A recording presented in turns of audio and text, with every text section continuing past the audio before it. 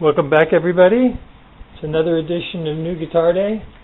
I had to coax the cat to come get on the box because she doesn't want to be on the box. She likes pets, but she doesn't want to be on the box. She wants to box me. Anyways, she's going to run away, but I wanted to start with her on the box. Yep, now you can go. We'll make the cat and she has disappeared. Whoosh. So welcome back. Another edition of New Guitar Day.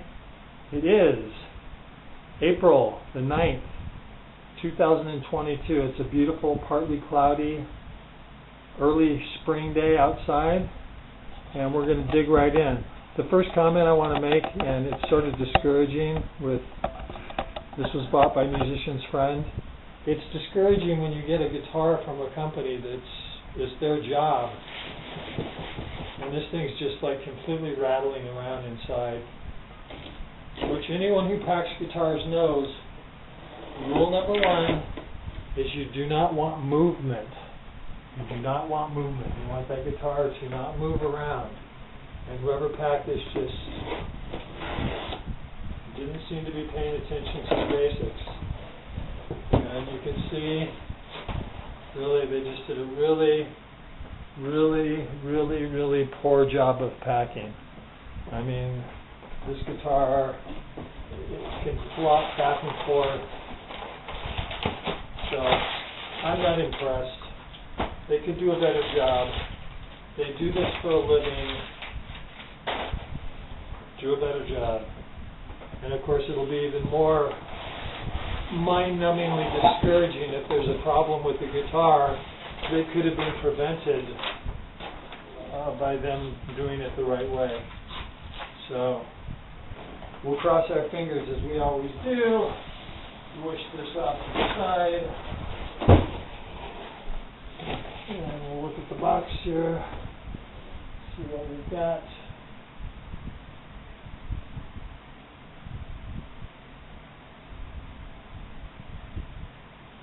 Okay, so today's guitar is an Epiphone Riviera. It's a level 2 open box. Hopefully that doesn't mean anything dramatically wrong. It's a piece of this. Everyone always marvels at this do not discard accessories in box. Okay, we'll try not to. Try not to discard the accessories in the box. Very interesting shroud. A little different from most. We're going for the obvious. Checking that neck. That is the thing that always concerns me the most. So, looks like this guitar has had a little life, and I'll tell you why. The color is pretty wicked. Yeah, there's no E on the pickguard, which is fine. No plastic on the pickguard as well. Still got the plastic on the pickups. Look at the back. Got some schmutz. And now, I'm thinking maybe if this guitar is actually in a store. I don't know, it's hard to say. But, yeah. Okay, we're just going to go plug it in and tune it up. Give it just a quick whirl. Fret-ins feel pretty good. Not great, but pretty good.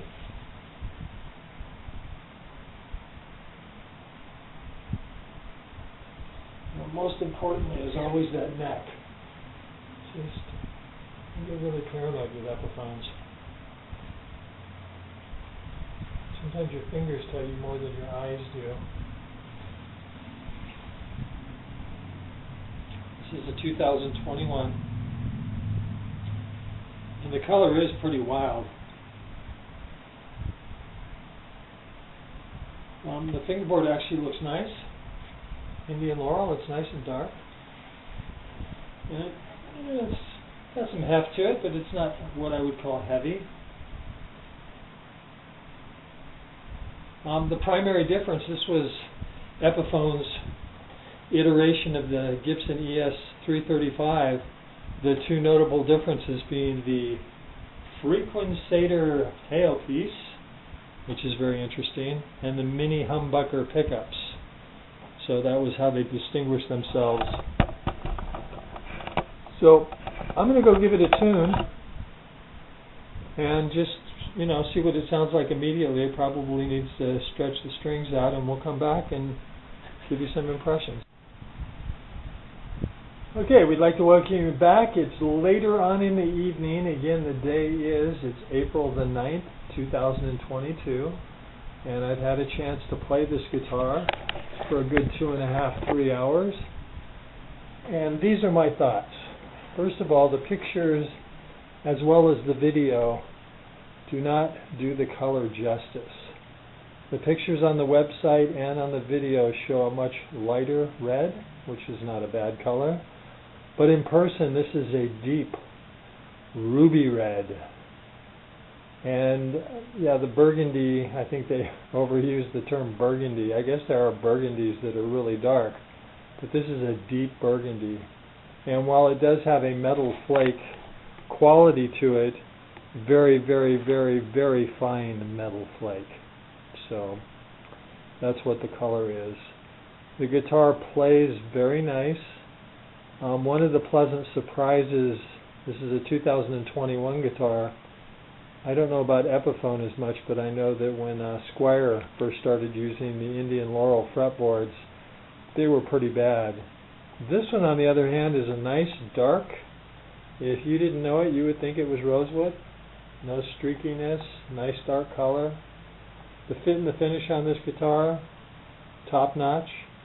You can tell it has the CTS pots because there's a lot of resistance. That may also be just because they're new and this guitar wasn't used much. The output jack is incredibly tight. Hopefully that'll loosen up over time, not a problem. But it's a really beautiful guitar.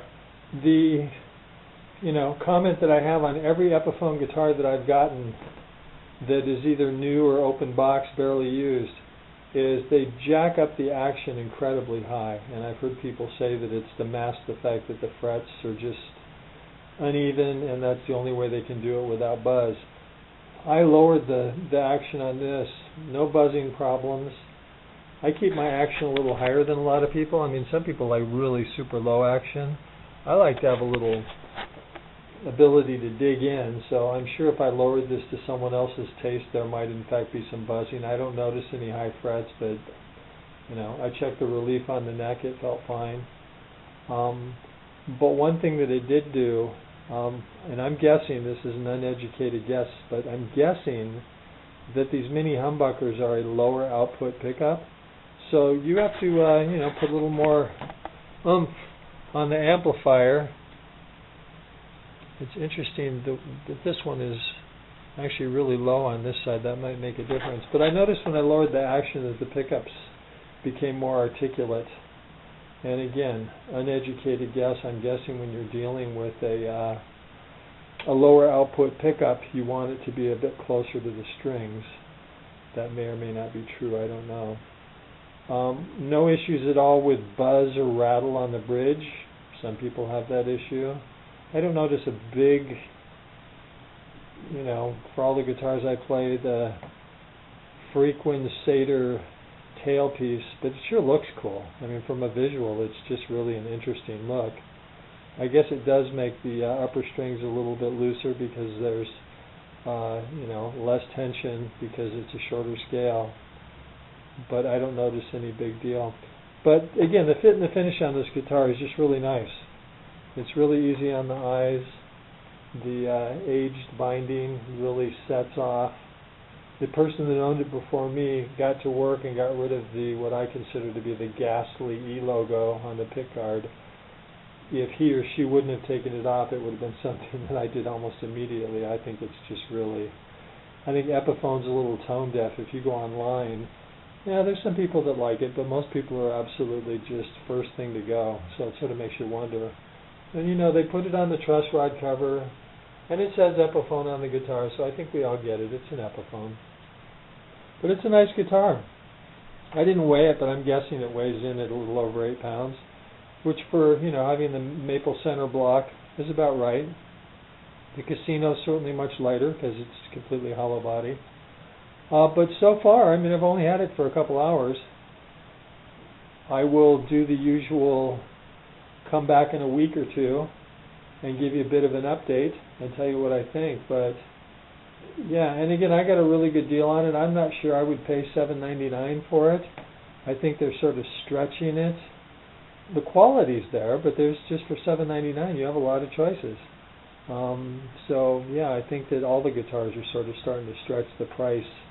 But if people pay it, that's what they're going to sell it for. If people quit paying it, they'll drop the prices down. Not that I don't think the guitar is worth $7.99. Maybe this is $6.99. I think it's $6.99.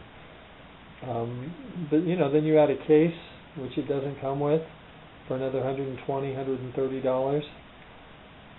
But it's a nice guitar. Anyways, I'm glad I bought it. I'm not sure, as with all guitars, as time goes on, this may be one that stays, it may go.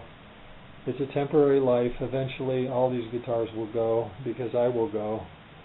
But yeah, Epiphone. And what's interesting about this guitar too is sort of a side note. This guitar was introduced in 1962. This is a 2021 model, so this is a 59-year anniversary model. But I found an ad, and the original Epiphone Rivieras sold, and this was back in the day when the price was the price. There was no haggling, there was no list price, there was just, that's what they sold for. They sold for $320. I don't know what a Gibson ES335 sold for at the time, but again, Gibson was making the Epiphone, so the quality was certainly on par, unless there's something that I don't know. Maybe they were making Epiphones with cheaper woods, or I'm not really sure. But yeah, I got this as an open box for almost the same price 59 years later, given this was made in China. Hopefully not under slave labor conditions, but I'm sure that their workers are certainly not being paid anything close to what American workers would be making. But it's an interesting note that 59 years later I got what's essentially a brand new guitar for just about the same price as the original went for back in 1962. So anyways, thanks again for joining me.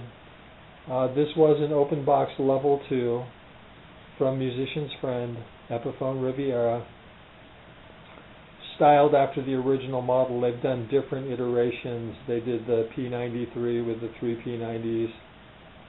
I think they did a version with full-size humbuckers, but this is how the original was with the mini humbuckers and the frequencator. What a word. Who sits around and invents words like that? Quite a word.